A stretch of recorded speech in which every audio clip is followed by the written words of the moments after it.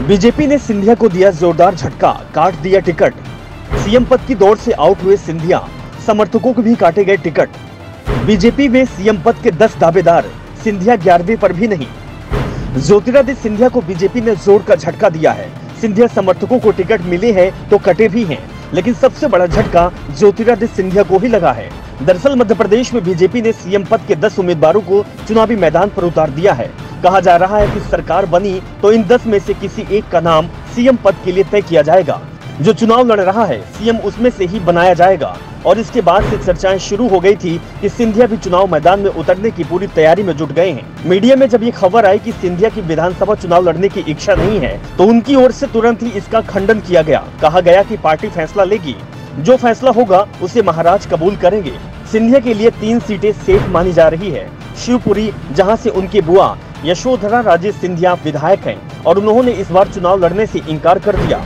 कहा गया कि यशोधरा ने ये भी सीट भतीजे के लिए छोड़ी है। और सिंधिया की संभावित उम्मीदवारी को देखते हुए कांग्रेस ने भी अपने कभी नहीं हारने वाले दिग्गज उम्मीदवार केपी सिंह को पिछोड़ से हटाकर शिवपुरी सीट पर चुनाव लड़ने के लिए भेज दिया। इसे दिग्विजय सिंह का मास्टर स्ट्रोक बताया गया था। केपी सिंह पिछोड़ से 6 चुनाव जीत चुके थे, और आज बीजेपी की जो सूची सामने आई है उसमें यशोधरा राजे सिंधिया के करीबी देवेंद्र जैन का नाम बीजेपी ने शिवपुरी से तय किया है। शिवपुरी के अलावा जिन 2 सीटों पर सिंधिया के चुनाव लड़ने की सबसे ज्यादा चर्चा चल रही थी, उसमें से एक सीट ग्वालियर पूर्व और दूसरी ग्वालियर दक्षिण थी। लेकिन इन दोनों ही सीटों पर बीजेपी ने अपने उम्मीदवार घोषित कर दिए हैं। ग्वालियर दक्षिण पर पूर्व मंत्री नारायण सिंह कुशवाहा को उम्मीदवार बनाया गया है, तो वहीं ग्वालियर पूर्व से सिंधिया की मामी माया सिंह को बीजेपी ने टिकट दे दिया है। इस समय इन दोनों ही सीटों पर कांग्रेस का कब्जा है। ग्वालियर पूर्व से सतीश सिकरवार तो ग्वालियर दक्षिण से प्रवीण पाठक कांग्रेस के उम्मीदवार है। वैसे दावा तो ये भी किया जा रहा है कि सिंधिया के विधानसभा चुनाव लड़ने की उम्मीदें अभी पूरी तरह से समाप्त नहीं हुई है, क्योंकि अभी तक बीजेपी ने 230 सीटों में से 228 सीटों पर ही उम्मीदवारों के नामों का ऐलान किया है। अभी भी 2 सीटों पर उम्मीदवार तय नहीं किए गए हैं, जिनमें से एक सीट विदिशा है तो दूसरी गुना सीट से ही ज्योतिरादित्य सिंधिया लगातार लोकसभा चुनाव लड़ते रहे हैं। ऐसे में हाईकमान अभी भी सिंधिया को विधानसभा चुनाव में उतार सकता है, इसकी चर्चाएं भी लगातार चल रही है।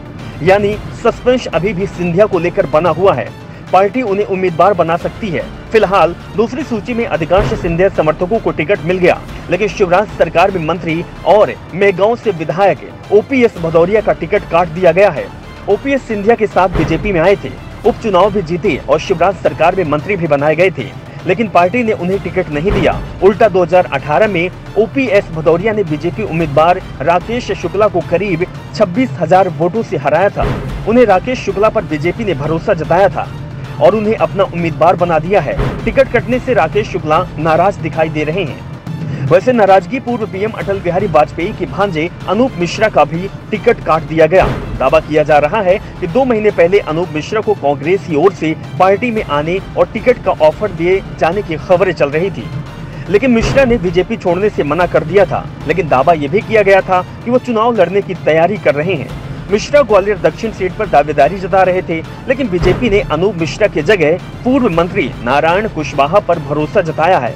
फिलहाल 5वीं सूची जारी होने के बाद अब बीजेपी के अंदर से बगावत की खबरें भी लगातार आनी शुरू हो गई हैं। Bureau report, the Navdarpan news.